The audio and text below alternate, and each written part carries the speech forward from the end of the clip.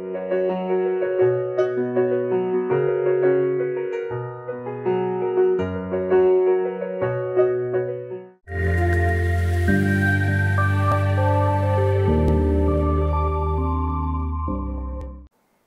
everyone, this is Dr. Jyoti, consultant radiation oncologist. ఇప్పుడు నేను అన్నవాహిక cancer రావడానికి గల కారణాల గురించి డిస్కస్ చేస్తాను. అన్నవాహిక అంటే ఈసోఫేగస్. ఇది మన నోటి నుంచి పొట్ట భాగం వరకు కనెక్ట్ చేసే ఫుడ్ పైప్.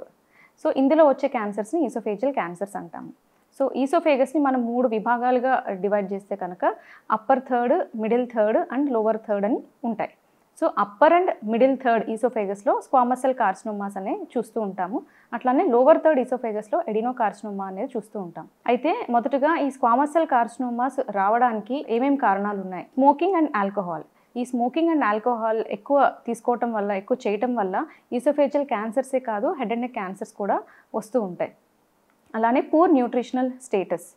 ఈ ఫ్రూట్స్, వెజిటేబుల్స్ చాలా తక్కువ తీసుకోవడం వల్ల మనకి ఫోలేట్, ల్యూటియం, ఫైబర్ కంటెంట్ అనేది తక్కువ అవడం వల్ల కూడా ఈసోఫేజియల్ క్యాన్సర్స్ అనేవి వస్తూ ఉంటాయి. అట్లానే హాట్ బెవరేజెస్ అంటే హాట్ టీ లేదా కాఫీ ఇట్లాంటి లిక్విడ్స్ అన్నీ 60 to 64 degrees టెంపరేచర్లో మనము తీసుకున్నట్లయితే కనుక ఈ థర్మల్ ఇంజురీస్ కాజ్ చేస్తూ ఉంటాయి. ఈ అన్నవాహిక యొక్క పొరల్లో ఇంజురీ కాజ్ చేసి దానివల్ల కూడా ఈ క్యాన్సర్ వచ్చే రిస్క్ అనేది ఎక్కువ ఉంటుంది. జింక్ డెఫిషియన్సీ కూడా ఈసోఫేజియల్ క్యాన్సర్స్ని కాజ్ చేస్తూ ఉంటుంది. అట్లానే ఎక్కువ రెడ్ మీట్ తీసుకోవడం వల్ల GI cancers, not only oesophageal cancers, colon cancers, rectal cancers కూడా వస్తూ ఉంటాయి. అట్లానే ఎకలేషియా కార్డియా అనే కండిషన్ వల్ల ఈ క్యాన్సర్స్ అనేవి వస్తూ ఉంటాయి, ముఖ్యంగా ఎడినో కార్సినోమాస్ అనేవి.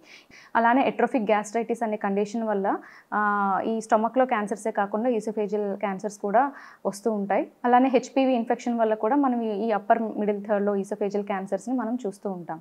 నెక్స్ట్ వచ్చి ఎడినోకార్సినోమాస్. ఇవి రావడానికి ముఖ్యమైన కారణం జీఈఆర్డి అంటే గ్యాస్ట్రో ఈసోఫేజియల్ రిఫ్లెక్స్ డిసీజ్. ఇందులో ఏమవుతుందంటే సాధారణంగా ఫుడ్ అనేది ఈసోఫేగస్ నుంచి స్టమక్కి వెళ్ళాలి. బట్ ఈ కండిషన్లో ఏమవుతుందంటే స్టమక్ నుంచి అందులో ప్రొడ్యూస్ అయిన యాసిడ్ పైకి తన్నుతూ ఉంటుంది. దానివల్ల ఏమవుతుందంటే ఈ అన్నవాహిక పొరల్లో ఈ కణాలు మార్పు చెంది బ్యారెట్స్ ఈసోఫేగస్ కింద కన్వర్ట్ అవుతుంది. అది ఎక్కువ నాళ్ళు అలా ఉండడం వల్ల అది క్యాన్సర్కి దారితీసే అవకాశం ఉంటుంది. నెక్స్ట్ వచ్చే రీజన్ ఏంటి అంటే హెలికోబాక్టర్ పైలోరీ ఇన్ఫెక్షన్ ఉన్నా కూడా ఈ ఈసోఫేజియల్ క్యాన్సర్స్ వస్తూ ఉంటాయి.